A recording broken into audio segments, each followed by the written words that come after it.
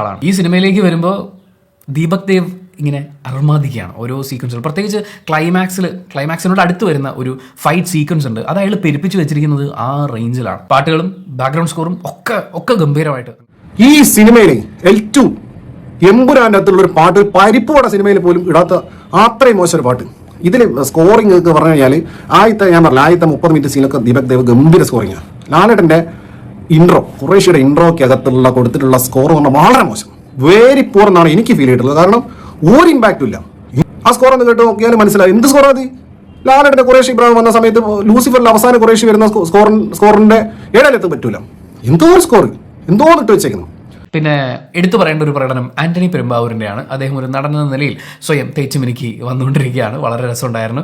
അതിന്റെ മേലിൽ കൂനിന്മേൽ കുരു എന്ന് പറഞ്ഞ പോലെ ആന്റണി പെരുമ്പാവൂരിനൊക്കെ അദ്ദേഹം പ്രൊഡ്യൂസർ, അദ്ദേഹം ഇതിൽ അഭിനയിച്ചിരിക്കുക. റാവുത്തർ എന്ന് പറഞ്ഞ കഥാപാത്രം. എന്തോ അത് ഇത്രയും വലിയ ഒരു പടം, ഇത്രയും മാഗ്നിറ്റ്യൂഡുള്ള ഒരു പടം, പാൻ ഇന്ത്യൻ പടം, ഇതിനകത്ത് ഇത്രയും ലോകത്തുള്ള സകല ആളുകളെ പിടിച്ച് കാസ്റ്റ് ചെയ്തിട്ടുണ്ട്. ഗെയിം ഓഫ് ത്രോൺസിലെ ആൾക്കാർ വരെ കൊണ്ടുപോകുന്നുണ്ട്. എന്നിട്ട് ഈ റാവുത്തർ ചെയ്യാൻ ഒരാളെ കിട്ടിയില്ലേ പൃഥ്വിരാജ് സുകുമാരന്. എന്തൊരു കോമഡി ആയിരുന്നു അറിയാം. തിയേറ്ററിൽ ആൾക്കാർ ചിരിക്കുക അദ്ദേഹത്തെ കാണുമ്പോൾ. അല്ല, മഞ്ജു വാര്യർ ശരിക്കും ലൂസിഫറിൽ അച്ഛന്റെ മകളും അനിയന്റെ ചേച്ചിയും സ്റ്റീഫന്റെ സംരക്ഷണയിലുള്ള ആള് എന്നൊക്കെ പറയുന്ന പോലത്തെ കുറച്ച് ടൈറ്റിലുകളിൽ ഇങ്ങനെ മാറി നിൽക്കുമായിരുന്നു. ഈ സിനിമയിലേക്ക് വരുമ്പോൾ മഞ്ജു വാര്യർ അവർ ശരിക്കും പ്രിയദർശിനി രാംദാസ് ആയിട്ട് മാറുന്നുണ്ട്. അതിൻ്റെ ഒരു ഇമ്പാക്റ്റ് ഒക്കെ ഭയങ്കര രസമാണ്. പ്രത്യേകിച്ച് പുള്ളിക്കാരിയുടെ വേണ്ട സ്പോയിലറായിപ്പോൾ അത് നിങ്ങൾ തിയേറ്ററിൽ കണ്ടാൽ മതി.